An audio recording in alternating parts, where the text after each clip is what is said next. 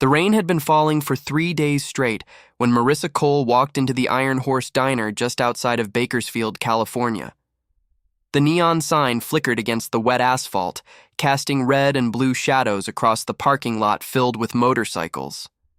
Chrome glistened under the storm. Engines ticked as they cooled. Inside, the air smelled of black coffee, bacon grease, and the kind of silence that comes when a room full of bikers notices something out of place. Marissa was that something. She stood in the doorway, soaked to the bone, her dark hair plastered against her pale face. Her jeans were torn at the knee, not from fashion, but from falling. Her jacket was too thin for the weather. And her eyes, those were the eyes of someone running from something that had no intention of letting her go. The conversation in the diner dropped to a murmur. Forks paused midway to mouths. Coffee cups hovered in the air. Every man in leather turned to look at the young woman who had just stepped into their world uninvited. She was maybe 24, 25 at most. There was a bruise fading on her left cheekbone, the kind that comes from something hard and deliberate. Her hands trembled as she scanned the room, searching for something, someone, or maybe just searching for courage. At the counter sat a man who stood out even among outlaws. His name was Dominic Cross, though most people called him Ghost. He was the president of the Sierra Devils Motorcycle Club, a man whose reputation preceded him like thunder before lightning.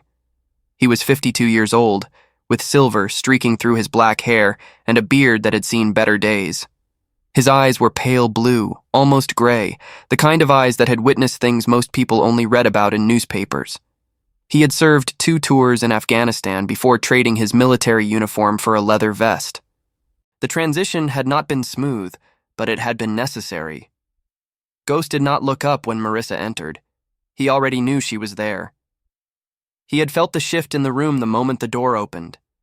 He continued stirring his coffee, waiting, the way a man waits when he knows that fate is about to tap him on the shoulder. Marissa walked straight toward him. Her boots squeaked against the wet floor. The bikers parted slightly, not out of courtesy, but out of curiosity. Who was this girl, and what could she possibly want with Ghost? She stopped 3 feet from his stool. Her chest rose and fell with rapid breaths. She was terrified, that much was clear, but there was something else beneath the fear. Determination. Desperation. The kind of resolve that comes when all other options have been exhausted. Ghost finally looked up. His eyes met hers, and for a moment, neither spoke. The diner clock ticked. Rain hammered against the windows. A trucker in the corner cleared his throat. Then Marissa spoke, and her words changed everything. "I need a road partner by tomorrow," she said. Her voice cracked on the last word, but she did not look away. "I have to get to Montana. My little brother is there. He is in danger, and I cannot make that drive alone." Ghost set down his spoon. He studied her face, the bruise, the exhaustion, the wild hope that somehow this stranger might help her. "Montana is 1,000 miles from here," he said. His voice was low and steady, the voice of a man who measured his words carefully. "That is a long ride. Dangerous territory. Why should I care about your brother?" Marissa's jaw tightened. She reached into her jacket pocket and pulled out a folded photograph. It was worn at the edges, creased from being held too many times. She placed it on the counter in front of Ghost. The photograph showed a boy, maybe 12 years old, with the same dark hair and pale eyes as Marissa. He was smiling, standing in front of a yellow school bus, holding a backpack that was too big for his small frame. There was something innocent about him, something that had not yet been touched by the ugliness of the world. "His name is Ethan," Marissa whispered. "He is all I have left. Our mother passed 2 years ago. Our father disappeared when we were kids. I raised him. I protected him. And then I made a mistake." She paused, swallowing hard. "I got involved with the wrong people. I thought I could handle it. I thought I could get us out. But they found out I was planning to leave, and now they have taken him. They are holding him in Montana, at a compound near the border. They told me if I go to the authorities, they will make sure I never see him again." Ghost looked at the photograph. He looked at Marissa. He looked at the rain streaking down the window like tears. "Why me?" he asked. Marissa's eyes filled with moisture, but she refused to let it fall. "Because I asked around.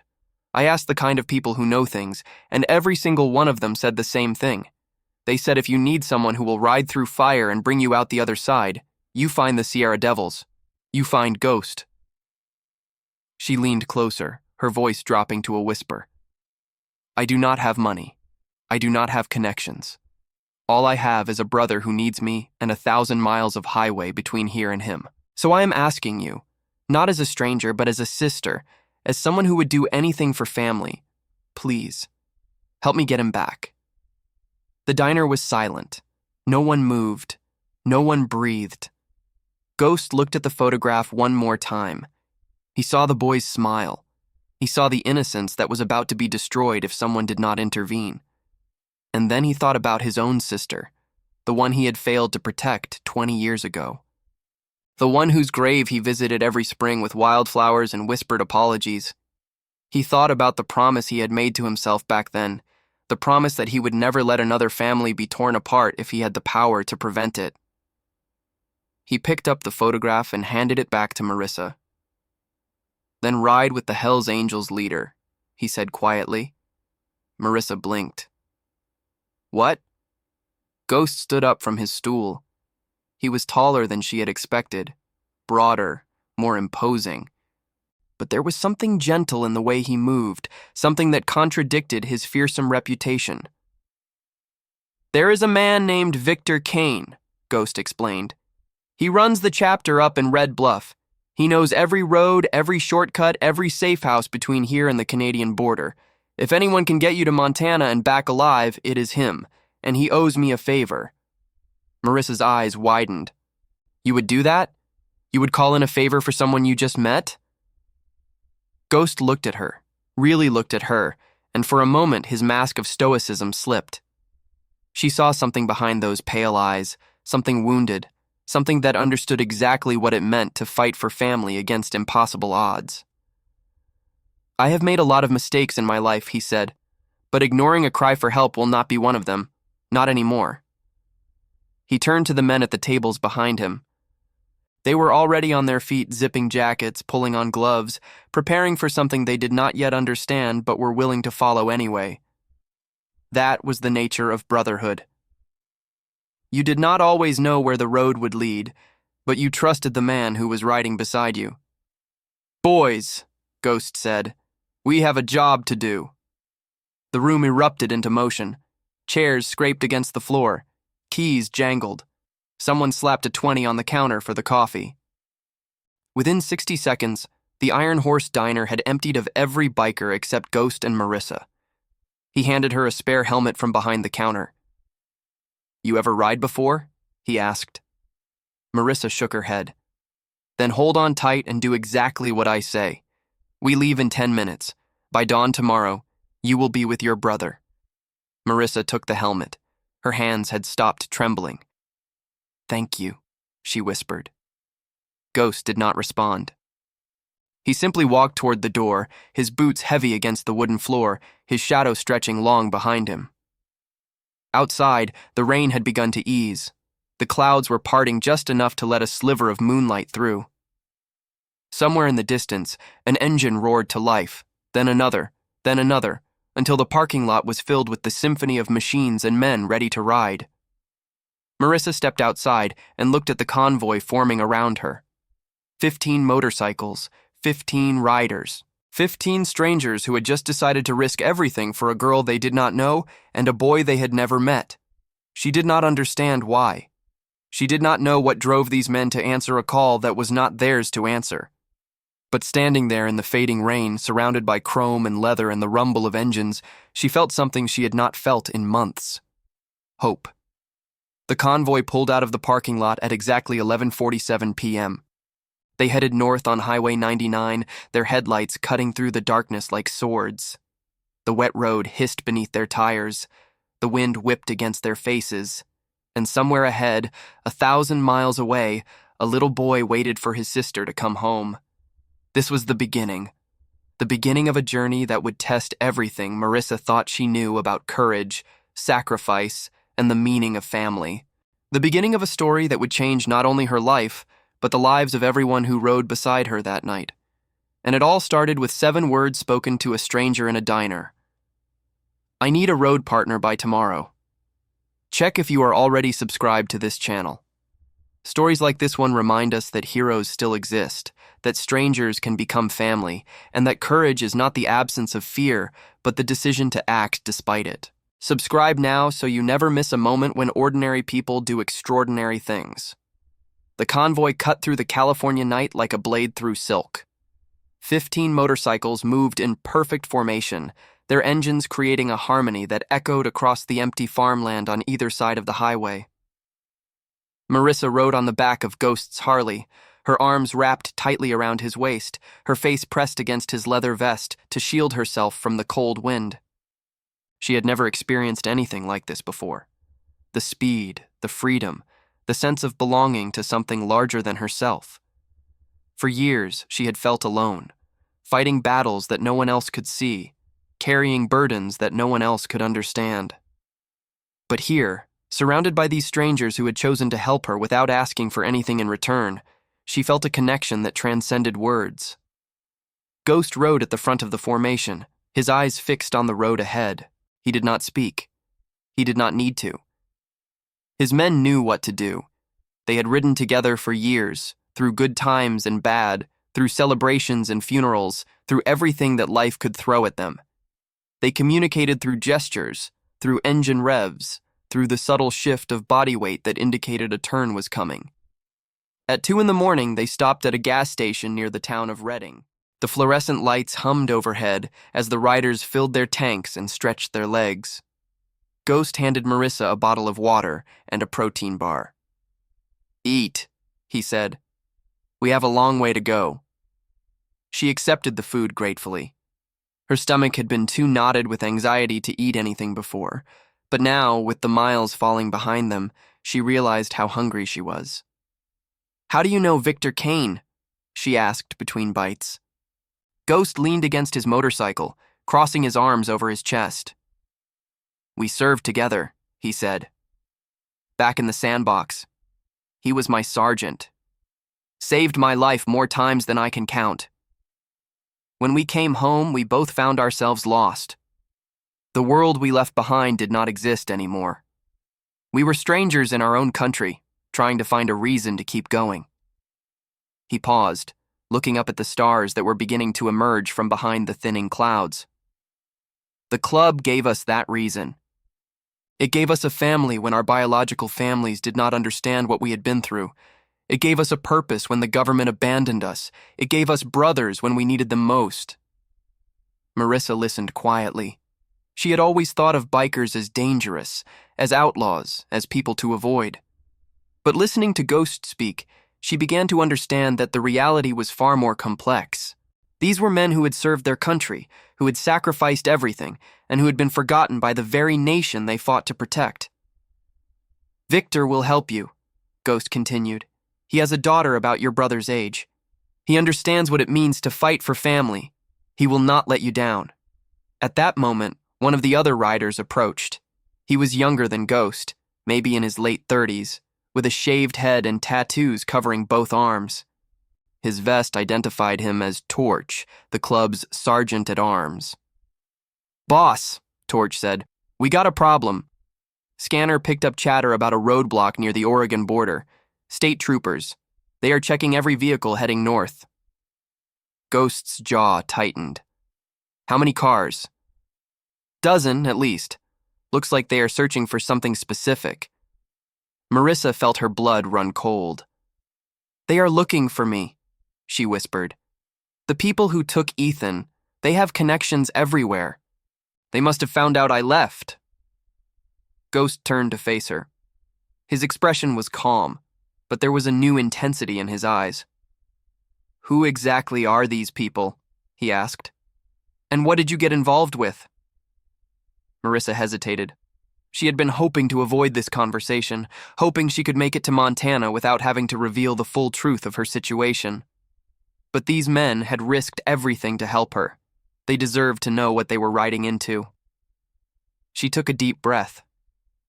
"There is a man named Marcus Webb," she began. "He runs a network that stretches from Los Angeles to Seattle. Smuggling, primarily. Stolen goods, counterfeit documents, things like that. I was young and stupid when I got involved with him. I thought he was legitimate. By the time I realized what he really was, it was too late." She looked down at her hands. "I tried to leave once before. That is how I got this." She touched the fading bruise on her cheek. "He told me that if I ever tried to leave again, he would make sure I regretted it. So I stayed.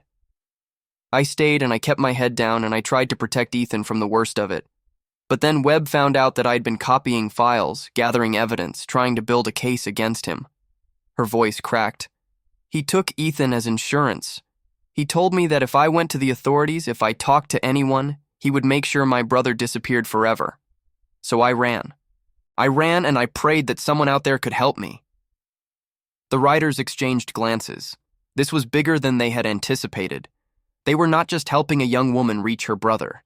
They were going up against an organized criminal operation with resources and reach that extended far beyond anything they had dealt with before. Ghost stood in silence for a long moment. Then he turned to Torch. "Contact the Red Bluff chapter," he said. "Tell Victor we are coming in hot. Tell him to have his best men ready, and tell him to reach out to Agent Reyes at the FBI field office in Sacramento." Torch raised an eyebrow. "You sure about that, boss? Bringing in the feds?" "This is bigger than us," Ghost replied. "We can get Marissa to Montana. We can help her rescue her brother. But taking down Marcus Webb requires resources we do not have. Reyes is good people. She will know what to do." He turned back to Marissa. "You are going to have to trust me," he said. "I know that is a lot to ask, given everything you have been through. But if we are going to do this right, if we are going to bring your brother home and make sure Webb can never hurt anyone again, we need to do it by the book. Can you do that?" Marissa looked into his eyes. She saw strength there, and wisdom, and a fierce determination that matched her own. She saw a man who had made mistakes and learned from them, a man who had found redemption through service to others. "Yes," she said. "I can do that." Ghost nodded. "Good. Then let us ride." The convoy departed the gas station 10 minutes later. But instead of continuing north on the main highway, they turned west, taking a series of back roads that wound through the mountains. The route was longer, more treacherous, but it would allow them to bypass the roadblock and avoid detection. The hours passed in silence. The roads grew narrower, steeper, more dangerous. The temperature dropped as they climbed higher into the mountains. Marissa's fingers grew numb from the cold, but she held on, refusing to show weakness, refusing to slow them down. At dawn, they emerged from the mountains and descended into a valley bathed in golden light. The town of Red Bluff spread out below them, a small community nestled along the banks of the Sacramento River. In the distance, Marissa could see a compound surrounded by a chain-link fence. Motorcycles were parked in neat rows outside. A banner hung above the entrance, displaying the insignia of the Hells Angels. Ghost brought the convoy to a stop at the edge of town. He turned to face his men. "This is where we hand off," he said. "Victor will take it from here. But I want you all to know something." He paused, looking at each rider in turn. "What we did tonight, it matters. That girl back there, she came to us with nothing but a photograph and a prayer. She did not know us. She did not owe us anything. But she trusted us with the most important thing in her life, her brother. And we answered that call. That is what this club is about. Not the parties, not the reputation, not the leather and the chrome. It is about showing up when someone needs you. It is about being the person that others can count on when the world turns its back." He raised his fist. "Sierra Devils, forever." The riders echoed the words, their voices rising in unison. Forever. The convoy rolled into the compound 5 minutes later. The gates swung open to reveal a crowd of bikers waiting to greet them. At the front stood a man in his late 50s with a silver beard and eyes that had seen more than most. He wore a leather vest covered in patches, the most prominent of which identified him as the president of the Red Bluff chapter, Victor Kane. He stepped forward as Ghost dismounted and extended his hand. "Dom," Victor said, his voice deep and gravelly. "It has been too long, brother." "Too long," Ghost agreed, clasping Victor's hand firmly. "I wish it was under better circumstances." "It always is." Victor turned his attention to Marissa, who was climbing off the back of Ghost's motorcycle with stiff, aching limbs. "This must be the girl." Marissa straightened her spine and met his gaze directly. "My name is Marissa Cole," she said, "and I need to get to Montana." Victor studied her for a long moment. Then, slowly, a smile spread across his weathered face. "I like her," he said to Ghost. "She has fire." "She has more than fire," Ghost replied. "She has evidence, enough to take down Marcus Webb and his entire operation, but we need to move fast. Webb knows she is running. It will not be long before he figures out where she is headed." Victor nodded, his expression growing serious. "Then we have no time to waste. Come inside. We have a lot to discuss and a long road ahead." He turned and walked toward the clubhouse, his boots crunching against the gravel. Ghost and Marissa followed, with the rest of the convoy trailing behind. The sun was fully up now, painting the sky in shades of pink and gold. Birds sang in the trees. The river sparkled in the morning light. It was a beautiful day, the kind of day that made you forget, even for a moment, that darkness existed in the world. But Marissa did not forget. She could not forget. Somewhere in Montana, her little brother was waiting for her. Somewhere Marcus Webb was planning his next move. And somewhere, a battle was about to begin that would determine not only her fate, but the fate of everyone she loved. She squared her shoulders and walked into the clubhouse. The road to Montana was just beginning. The clubhouse of the Red Bluff chapter was a sprawling building that had once been a warehouse. Over the years, the members had transformed it into something between a home and a fortress. The main hall was dominated by a massive wooden bar, behind which hung photographs spanning decades of club history. Old men in leather, young men in leather, women with wild hair and wilder smiles, children sitting on the tanks of motorcycles, their eyes bright with wonder. Victor led them to a back room that served as the war room. Maps covered the walls, marked with routes, safe houses, and strategic points. A large table dominated the center of the space, covered with papers, laptops, and communication equipment. "Sit," Victor said, gesturing to the chairs around the table. "We need to plan this carefully." Marissa took a seat, her eyes scanning the maps. She recognized some of the locations, towns she had driven through with Ethan when they were younger, before everything fell apart. Ghost remained standing, his arms crossed. "What do we know about Webb's operation in Montana?" he asked. Victor pulled up a satellite image on one of the laptops. "The compound is here," he said, pointing to a cluster of buildings nestled in a remote mountain valley. "About 40 miles north of Great Falls. It is isolated, heavily guarded, and surrounded by terrain that makes approach difficult. Webb uses it as a holding facility for high-value assets, both human and material." Marissa felt her stomach turn at the phrase, human assets. "How many guards?" Ghost asked. "Our intel suggests between 15 and 20, depending on the day. They rotate in shifts, but they are always armed, always alert. Webb is paranoid, and with good reason. He has made a lot of enemies over the years." "What about the local authorities?" Victor shook his head. "Webb has people in his pocket at every level. The sheriff's department, the county officials, even some state representatives. Anyone who tries to investigate him ends up transferred, discredited, or worse. That is why your girl's evidence is so important. If it is as comprehensive as you say, it could be enough to bring in the feds and bypass the local corruption entirely." Ghost turned to Marissa. "Tell us about the files." Marissa reached into her jacket and pulled out a small USB drive. She had kept it hidden in a sewn pocket, never letting it out of her sight. "Everything is on here," she said. "Bank records, shipping manifests, communication logs, photographs, video footage. I spent 2 years compiling this, copying files when Webb was not looking, recording conversations when I could. It documents his entire operation, from the suppliers to the buyers to the politicians he has compromised. She placed the drive on the table. I know it is not enough to guarantee my brother's safety. Webb will still have leverage as long as he has Ethan.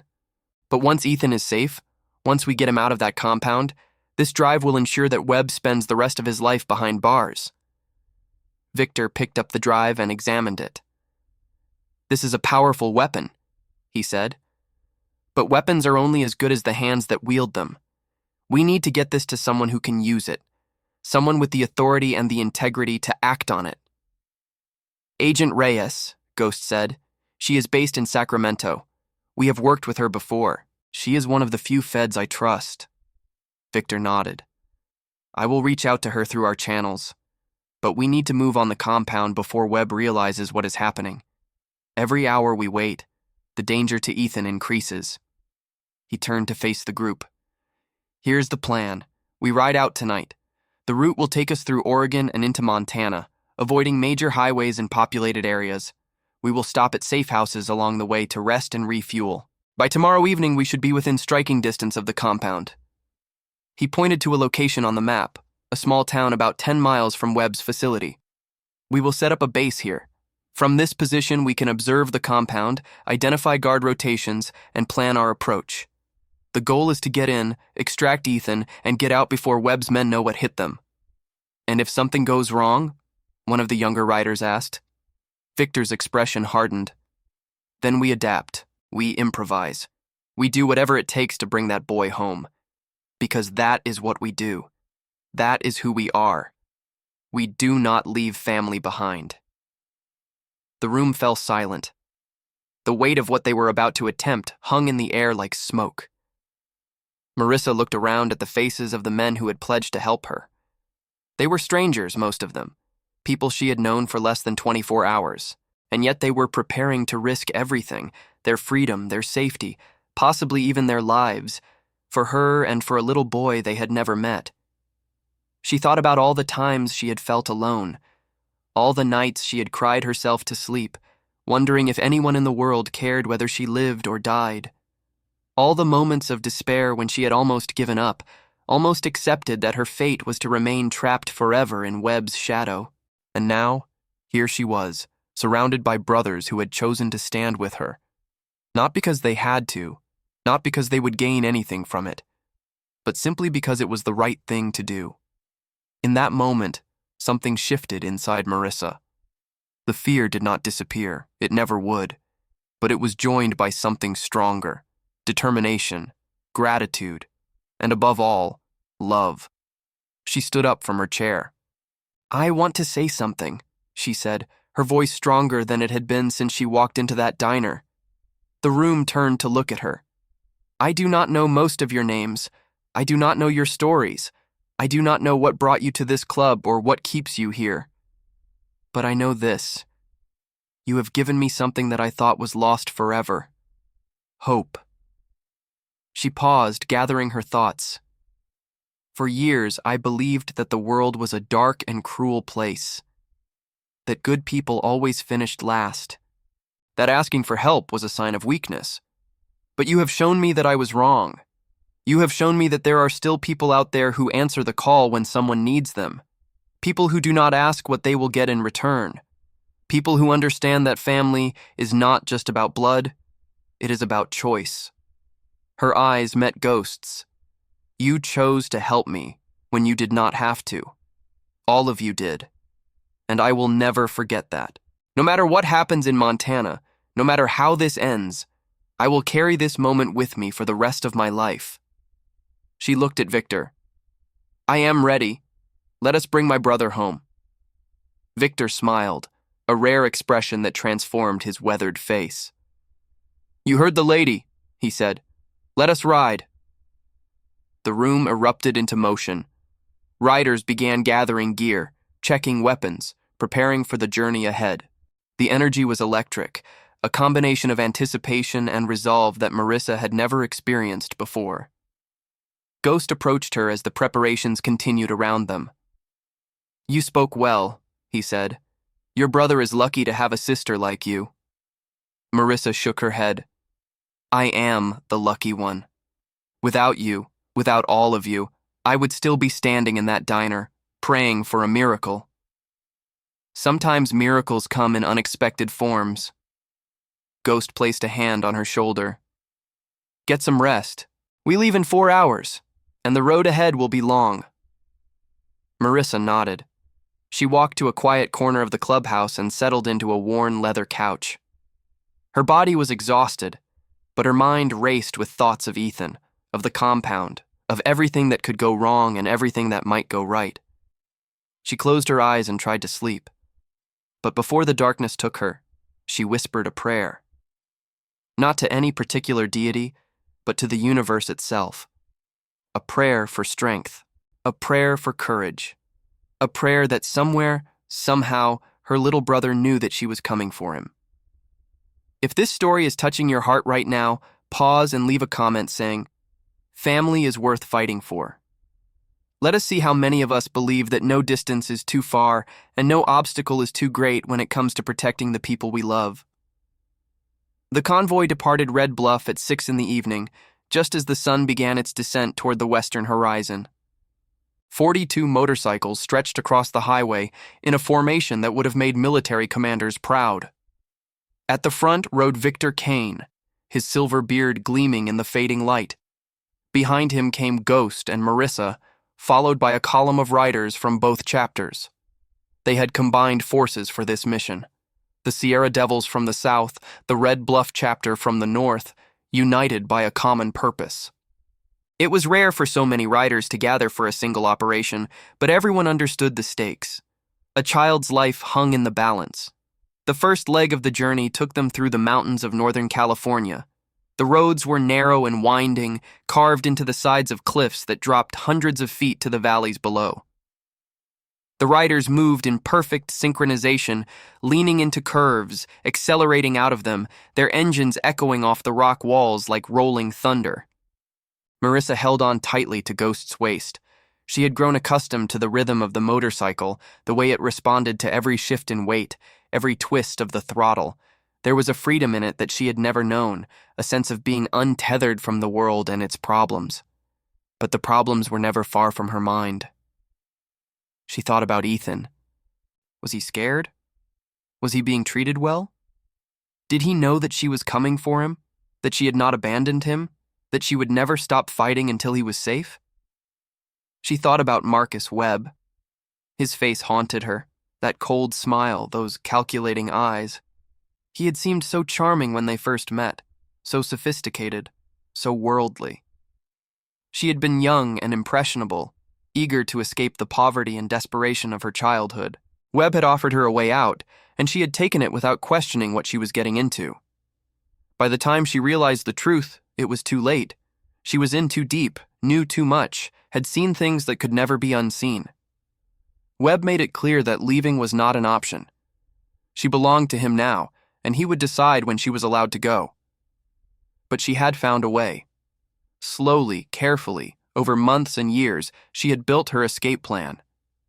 The USB drive was the culmination of that effort, her insurance policy against Webb's power. She had never intended to use it this way, never imagined that her brother would become collateral damage in her private war. The guilt was almost unbearable. She pushed the thoughts away and focused on the road ahead. The convoy crossed into Oregon just before midnight. The landscape changed, becoming greener, wetter, more densely forested. The air smelled of pine and rain. They stopped at a safe house outside the town of Grants Pass. It was a farmhouse that had seen better days, its white paint peeling, its porch sagging under years of neglect. But inside, it was warm and welcoming. A fire crackled in the hearth. Hot food waited on the table. Beds had been prepared for those who needed rest. The owner was an elderly woman named Martha, a former member of the club who had retired years ago after losing her husband in a motorcycle accident. She greeted the riders like family, hugging each one in turn, fussing over them like a mother hen. "You boys need to eat," she said, gesturing toward the food. "Cannot ride on an empty stomach." The riders did not argue. They ate quickly and efficiently, refueling their bodies for the journey ahead. Marissa sat at the end of the table, picking at her food without appetite. Martha noticed and sat down beside her. "You must be the girl they are all talking about," she said. Marissa looked up. "What are they saying?" "That you are brave. That you walked into a room full of strangers and asked for help without knowing if anyone would answer. That takes courage, more than most people have." Marissa shook her head. "I was desperate, not brave. There is a difference." Martha smiled, the lines around her eyes deepening. "Sometimes they are the same thing. Bravery is not the absence of fear. It is deciding that something matters more than the fear. You decided that your brother matters more than the fear. That is courage, plain and simple." She reached out and took Marissa's hand. "I lost a child once," Martha said quietly. "Long time ago. Not to criminals, to sickness. He was 7 years old when he passed. Not a day goes by that I do not think about him, wonder what he would have become, what his life would have been like." Her eyes glistened. "But I also think about the people who helped me through that darkness. Friends, family, strangers who became friends. They did not bring my boy back, but they reminded me that I was not alone, that there was still love in the world, even when everything seemed hopeless." She squeezed Marissa's hand. "That is what these men are doing for you. They cannot erase what has happened. They cannot undo the pain, but they can stand beside you while you face it. And sometimes, that is enough." Marissa felt tears prick her eyes. She had spent so long being strong, being the one who took care of others, that she had forgotten what it felt like to be taken care of. "Thank you," she whispered. Martha patted her hand and stood up. "Now eat something. You are going to need your strength." Marissa managed a small smile and returned to her food. It tasted better now, somehow. Or maybe she was just ready to accept the nourishment. The convoy departed at dawn. The second day of riding took them through the heart of Oregon, past towering forests and rushing rivers, through small towns where people stopped to stare at the procession of motorcycles rolling through their streets. By late afternoon, they crossed into Idaho. The landscape became drier, more rugged. Mountains rose in the distance, their peaks still capped with snow despite the approaching summer. The roads grew lonelier, stretching for miles without another vehicle in sight. They stopped for gas at a station near Boise. While the riders refueled, Victor pulled Ghost and Marissa aside. "We have a problem," he said, his voice low. Ghost's expression darkened. "What kind of problem?" "Our contact in Montana just reported that Webb knows we are coming. He has doubled the guards at the compound and brought in reinforcements from his other operations. Whatever element of surprise we had, we have lost it." Marissa felt her blood run cold. "How did he find out?" Victor shook his head. "Could be a leak. Could be he has eyes on the highway. Could be he just got lucky. It does not matter. What matters is that we need to adjust our approach." "What are you thinking?" Ghost asked. Victor was silent for a moment, his brow furrowed in thought. "We cannot go in through the front anymore. The terrain around the compound is difficult, but not impossible. There is a ridge to the east that overlooks the main building. If we send a small team in through the back while the main force creates a diversion at the front, we might be able to extract Ethan before Webb realizes what is happening." "That is risky," Ghost said. "If the diversion fails, the team going in through the back will be exposed." "I know, but it is the best option we have, unless you have a better idea." Ghost considered it. Then he turned to Marissa. "This is your call. Ethan is your brother. How do you want to proceed?" Marissa thought about everything she had learned over the past 2 days. She thought about the courage of the men who had ridden 1,000 miles to help her. She thought about Ethan, somewhere in that compound, waiting for someone to save him. She straightened her spine. "We do it Victor's way," she said. "But I want to be part of the team that goes in. I need to be there when we find Ethan. He needs to see my face." Ghost started to object, but Victor held up his hand. "She has earned the right," he said. "Besides, if Webb sees her, he might hesitate." He has always had a soft spot for her. That hesitation could be the difference between success and failure. Ghost was clearly unhappy with the decision, but he nodded. Fine. But you stay close to me at all times. You do exactly what I say when I say it. Understood? Marissa met his gaze without flinching. Understood. The convoy rolled out of Boise 30 minutes later. The sun was setting behind the mountains, painting the sky in shades of orange and purple. Somewhere ahead, Montana waited. And somewhere in Montana, a little boy waited too. They reached their staging point just after midnight. It was an abandoned ranch about 15 miles from Webb's compound, a collection of crumbling buildings surrounded by overgrown fields. The property had been empty for years, its former owners long dead, their heirs uninterested in maintaining it. It was perfect for their purposes. The riders dismounted and began setting up a makeshift command center in the largest building, a barn with a sagging roof and walls that let in the cold mountain air. Lanterns were lit, maps were spread out, communication equipment was tested. Victor stood at the center of the activity, directing his men with quiet authority. Team Alpha, you are on the ridge. You leave in 2 hours. Team Bravo, you are the diversion. You hit the front gate at 0430 and make as much noise as possible. Draw their attention, but do not engage unless necessary. Our goal is extraction, not combat. He looked at Ghost and Marissa. Team Charlie is you two, plus 4 of my best men. You approach from the east, using the terrain as cover. Once you are in position, wait for my signal. When you hear Team Bravo hit the gate, you move. You have exactly 10 minutes to find Ethan and get out. After that, all bets are off. Marissa studied the map. The compound was shaped like a rough square, with the main building in the center and smaller structures scattered around the perimeter. A fence surrounded the property, but it was designed more for keeping things in than keeping things out. Where would they be holding Ethan? She asked. Victor pointed to a building on the eastern side of the compound. Our intel suggests here. It is a converted storage facility, reinforced walls, limited access points. Webb uses it for high-value assets. If your brother is anywhere, he is there. Marissa memorized the location. The building was close to the fence, which was good. It meant a shorter distance to cover during the extraction. What about Webb himself? Ghost asked. Unknown. He moves around a lot, never stays in one place too long. He could be at the compound, he could be in California. There is no way to know for sure. Ghost nodded. Then we focus on Ethan. Webb is a problem for another day. The hours that followed were a blur of preparation and waiting. Weapons were checked and rechecked. Routes were memorized. Contingency plans were discussed and refined. Marissa found herself standing outside the barn, staring up at the stars. There were so many of them here, far from the light pollution of the cities.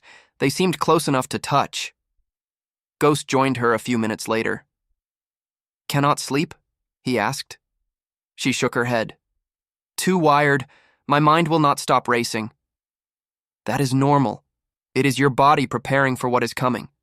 The adrenaline starts building hours before the action begins. By the time you need it, you will be ready. She turned to look at him. Were you scared? Before your missions in the war? Ghost was silent for a long moment. Every time, he finally said. Anyone who tells you they were not scared is either lying or crazy. Fear is natural. It is what you do with that fear that matters. What did you do with it? I used it. Let it sharpen my senses. Keep me alert. Keep me alive. Fear can be a gift if you do not let it control you. Marissa absorbed his words. I am terrified, she admitted. Not for myself, for Ethan. What if we are too late? What if something goes wrong? What if I fail him? Ghost placed a hand on her shoulder. Look at me, he said. She met his eyes. We are not going to fail. Your brother is going to come home. I promise you that. And I do not make promises lightly. There was such conviction in his voice, such certainty, that Marissa felt some of her fear begin to ease. Thank you, she whispered, for everything. Do not thank me yet. Thank me when we are riding south with Ethan on the back of your motorcycle." She managed a small smile. Deal. At 3:30 in the morning, Team Charlie gathered at the edge of the ranch. They were dressed in dark clothing, their faces streaked with camouflage paint. Each carried a compact radio and a small backpack containing essential supplies. Victor gave them their final briefing. "Remember, speed and silence.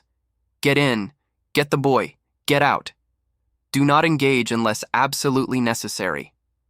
If things go south, the extraction point is here." He pointed to a location on the map, a clearing about half a mile east of the compound. "Vehicles will be waiting. You have 90 minutes from the time you leave this ranch until those vehicles depart with or without you. Do not be late." The team acknowledged the instructions. "Good luck," Victor said, "and Godspeed."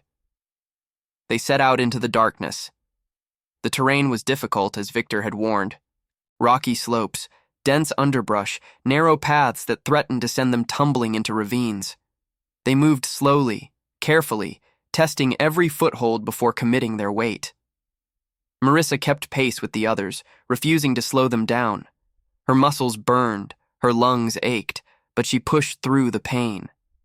Every step brought her closer to Ethan. Nothing else mattered. An hour later, they reached the ridge overlooking the compound. From this vantage point, they could see the entire facility spread out below them. Lights illuminated the perimeter. Guards patrolled in predictable patterns. A few trucks were parked near the main building. Ghost raised a hand, signaling for the team to halt. "We wait here," he whispered. "When we hear the diversion, we move." They settled into their positions, watching, waiting. The minutes crawled by. At precisely 4:30, the silence was shattered by the roar of engines. Team Bravo hit the front gate with all the subtlety of a thunderstorm, motorcycles screaming, horns blaring, creating the kind of chaos that could not be ignored. The guards at the front of the compound scrambled to respond. Alarms sounded. Floodlights swept across the property. Men shouted orders, grabbed weapons, rushed toward the noise. Ghost tapped Marissa on the shoulder. "Now!" They descended the ridge, moving quickly but quietly. The fence was closer than it had looked on the map, maybe 100 yards from their position. They covered the distance in less than 2 minutes. One of the team members produced a pair of wire cutters and began working on the fence. Within seconds, there was an opening large enough to squeeze through. They slipped inside. The storage building was 50 yards away. The grounds between were mostly empty, the guards having been drawn to the front of the compound by the diversion. But there would still be security inside. There always was. They approached the building from the side, staying in the shadows. Ghost motioned for 2 of the team members to circle around and cover the back entrance. "On my count," he whispered. 3, 2, 1. They burst through the door.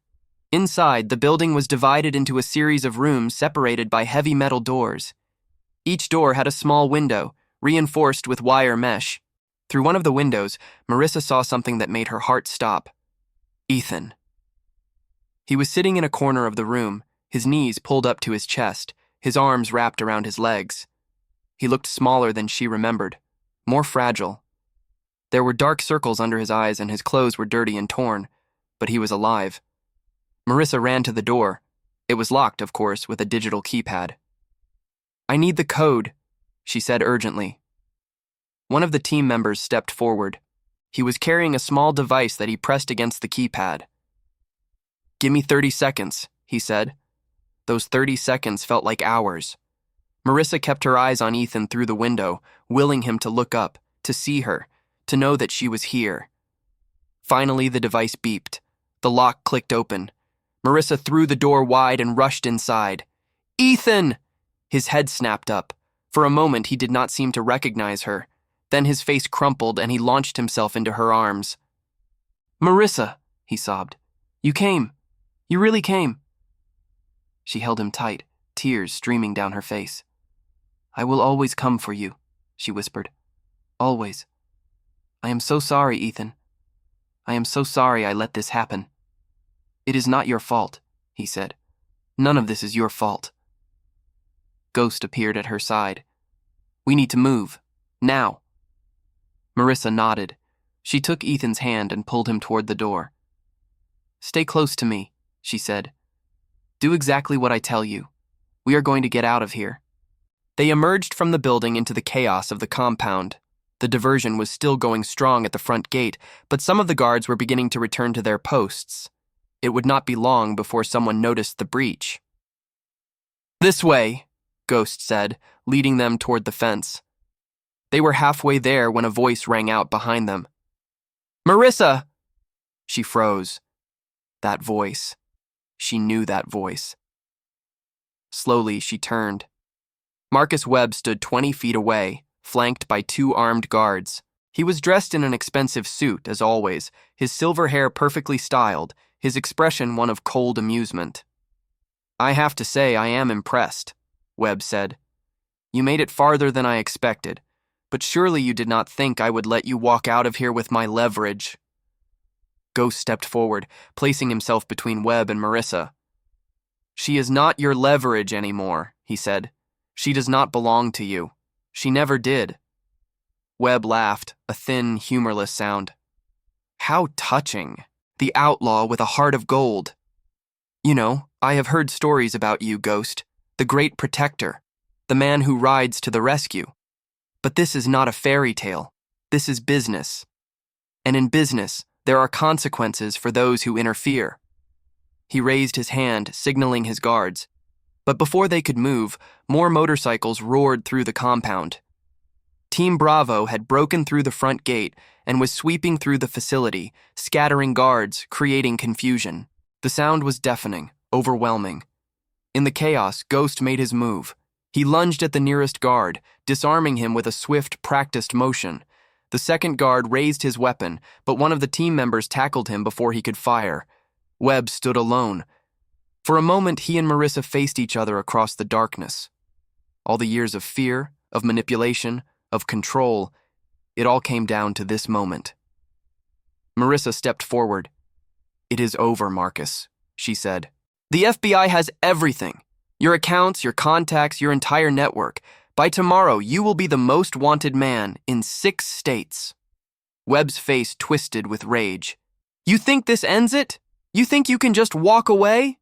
I built an empire. I have resources you cannot imagine. This is a setback, nothing more. I will find you. I will find your brother, and I will make you regret the day you ever crossed me." Marissa met his gaze without flinching. "No, you will not. Because for the first time in my life, I am not alone. I have people who care about me, people who will fight for me. And together, we are stronger than anything you can throw at us." She took Ethan's hand and turned her back on Marcus Webb. "Let us go," she said to Ghost. They walked toward the fence, toward freedom, leaving Webb standing in the wreckage of his empire. Behind them, sirens wailed in the distance. The authorities were finally coming. The real authorities, the ones who could not be bought or intimidated. Agent Reyes and her team, armed with the evidence from the USB drive. Marcus Webb's reign was over. The dawn broke over the Montana mountains in shades of rose and gold. The convoy had regrouped at the extraction point, where vehicles waited to transport them south. But before they departed, Victor insisted on one final gathering. They stood in a circle in the clearing, 42 riders, plus Marissa and Ethan. The boy clung to his sister's hand, still processing everything that had happened. He was safe. He was free. And for the first time in weeks, he was not afraid. Victor stepped into the center of the circle. "Brothers," he said, his voice carrying across the clearing. "What we accomplished tonight was extraordinary. We rode 1,000 miles through hostile territory. We faced down an enemy with superior numbers and firepower. We extracted an innocent child from the grip of a monster, and we did it all without losing a single member." He paused, letting the weight of those words sink in. "There are those who would call us outlaws, criminals, society's rejects. They look at our leather and our tattoos and our motorcycles, and they see only what they expect to see. They do not see the veterans who served their country and came home to find they had been forgotten. They do not see the fathers and sons and brothers who would do anything for each other. They do not see the men who answer the call when someone cries out for help. His eyes moved around the circle, meeting each rider's gaze in turn. But we know who we are. We know what we stand for. And last night, we proved it. Not with words, but with actions. We showed the world that brotherhood is not just a word sewn onto a vest. It is a commitment, a promise, a way of life. He raised his fist. To the Sierra Devils and the Red Bluff chapter. To every man who rode through the darkness to bring light to a child in need. To family, blood, and chosen alike. Forever. The riders echoed the word, their voices rising as one. Forever. The celebration that followed was brief but heartfelt. Men embraced, slapped backs, shared stories of the night's events. Someone produced a flask of whiskey, which made its rounds through the group. Marissa stood apart, watching, Ethan still holding her hand. Ghost approached them. "How are you holding up?" he asked. Marissa took a deep breath. "I do not have words for what I am feeling right now. Relief, gratitude, joy. It is all mixed together in a way I cannot describe." She looked at Ethan. "He is safe. That is all that matters." Ghost knelt down to Ethan's level.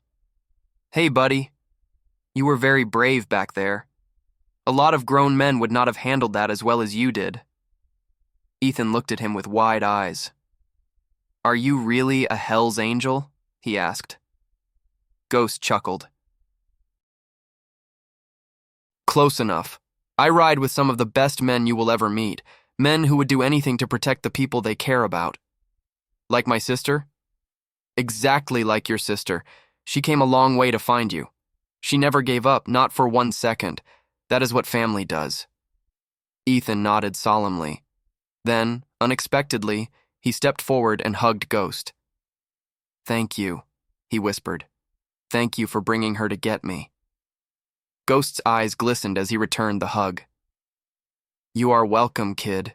You take care of your sister, okay? She needs you as much as you need her." "I will. I promise." They loaded into the vehicles an hour later. The motorcycles would follow, but Marissa and Ethan needed rest. They had been given a spot in one of the SUVs where they could sleep during the long drive back to California. As the convoy pulled out, Marissa looked back at the mountains one last time. Somewhere out there, Marcus Webb was being taken into custody, his empire crumbling around him. He would face justice, real justice, for all the lives he had destroyed, and she would be there to testify. She would tell her story to the courts, to the media, to anyone who would listen. She would ensure that Webb's victims were not forgotten, that their suffering meant something. But that was a battle for another day. For now, she had her brother beside her. She had friends who had become family. And she had a future that, for the first time in years, was not defined by fear. Ethan fell asleep against her shoulder as the miles rolled by. Marissa stroked his hair gently, marveling at how peaceful he looked. "We made it," she whispered. "We actually made it." She closed her eyes and let the motion of the vehicle lull her toward sleep. 3 weeks later, Marissa stood in front of the Iron Horse Diner, the same diner where her journey had begun. It looked different in the daylight, less intimidating, more welcoming. Just an ordinary roadside establishment serving coffee and comfort food to weary travelers. She walked inside. Ghost was sitting at the same stool where she had found him that rainy night. He looked up as she entered, a smile spreading across his face. "Well, look who it is," he said. "The woman who started a war and won it." Marissa laughed and took the stool beside him. "I could not have done it without you, without any of you." "How is Ethan?" "Good. Really good, actually. He is back in school, making friends, starting to act like a normal kid again. It is going to take time, but he is resilient. Kids always are." Ghost nodded approvingly. "And Webb?" "In federal custody. The trial starts next month. Agent Reyes says the case is airtight. He is looking at life without parole." "Good. He deserves every day of it." They sat in comfortable silence for a moment, watching the other patrons come and go. "What are you going to do now?" Ghost asked. Marissa considered the question. I do not know. For so long, my entire life has been about survival. Running from Webb, protecting Ethan, trying to stay one step ahead. Now that it is over, I do not know what comes next. She looked at Ghost. But I think that is okay. For the first time, I get to figure it out. I get to choose my own path instead of having it chosen for me. Ghost raised his coffee cup. To new beginnings, he said. Marissa clinked her cup against his. To new beginnings. They talked for another hour, sharing stories, laughing, getting to know each other as people rather than as participants in a desperate mission. By the time Marissa left the diner, she felt lighter than she had in years. Outside, the sun was setting, painting the sky in the same shades of orange and purple that had lit her journey to Montana. She paused to take it in, breathing deeply, feeling the warmth on her face. A motorcycle rumbled to life somewhere in the parking lot. Then another. And another. The familiar symphony that had become the soundtrack of her transformation. She smiled. Family was not about blood. It was about who showed up when you needed them. It was about who rode through the darkness to bring you into the light. It was about the strangers who became brothers and sisters through shared struggle and sacrifice. She had found her family. And they had found her. 6 months later, Marissa stood at the annual gathering of the Sierra Devils Motorcycle Club. It was a celebration of everything they had accomplished over the past year, the lives they had changed, the battles they had won, the bonds they had forged. Ethan was there too, running around with the other children, laughing and playing as if the horrors of his captivity had never happened. Children were remarkable that way. They could find joy in the smallest things, could heal wounds that would take adults decades to overcome. Victor approached her with a package wrapped in brown paper. For you, he said. Marissa unwrapped it carefully. Inside was a leather vest, identical to the ones worn by the club members. On the back was the Sierra Devils insignia, and on the front was a patch that read, Honorary Sister. Her eyes filled with tears. Victor, I do not know what to say. You do not have to say anything. You earned it. You showed more courage on that ride than most people show in a lifetime. The club voted unanimously to recognize you. You are one of us now, forever. Marissa hugged him tightly. Thank you for everything. She put on the vest and walked through the crowd, greeting riders she had come to know over the past months. Each one had a story, a reason for joining the club, a journey that had led them to this moment. And now, her story was woven into theirs. Ghost found her near the bonfire as the evening wound down. How does it feel? He asked, gesturing to the vest. Marissa ran her fingers over the leather. Like coming home, she said. Like finally belonging somewhere. That is what the club is supposed to be. A family for those who need one. A home for those who have been lost. He put an arm around her shoulders. Welcome home, Marissa. She leaned against him, watching the flames dance against the darkening sky. I spent so many years thinking I was alone, she said quietly. Thinking that no one would ever understand what I had been through. Thinking that I was broken beyond repair. She looked up at him. But you showed me that I was wrong. You showed me that there are still good people in this world. People who care. People who fight for what is right. People who refuse to look away when someone needs help. Ghost nodded. That is the lesson. That is what all of this means. The rides, the patches, the brotherhood. It is not about the motorcycles or the leather or the reputation. It is about being there for each other. It is about answering the call when someone asks for help. It is about proving over and over again that humanity is capable of extraordinary kindness. He looked out at the gathered crowd. Every person here has a story. Every person here has been through something that tested them. And every person here chose to take that pain and turn it into purpose. That is what makes this club special. Not what we ride, but why we ride.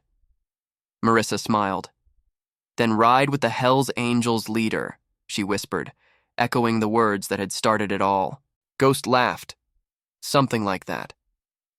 If you watched this far, it is because this story touched something inside you. Leave a comment saying, "I watched this far." Let us get to know each other. Let us build a community of people who believe that courage, kindness, and brotherhood still matter in this world. And while you are here, hit that like button if this story moved you. Share it with someone who needs to hear it. And subscribe to this channel so you never miss another story of ordinary people doing extraordinary things. Because in a world that often feels dark and cold, stories like this one remind us of a simple truth. We are not alone. We never have been. And as long as there are people willing to ride through the storm to help a stranger, we never will be. The road partner Marissa needed was never just one person. It was all of them. Every rider who answered the call, every stranger who became family, every moment of courage that lit the way through the darkness. And somewhere out there, another stranger is crying out for help. Another child is waiting to be rescued. Another story is waiting to be told. The question is, will you be there when the call comes? The engines rumble. The road stretches ahead, and the brotherhood rides on.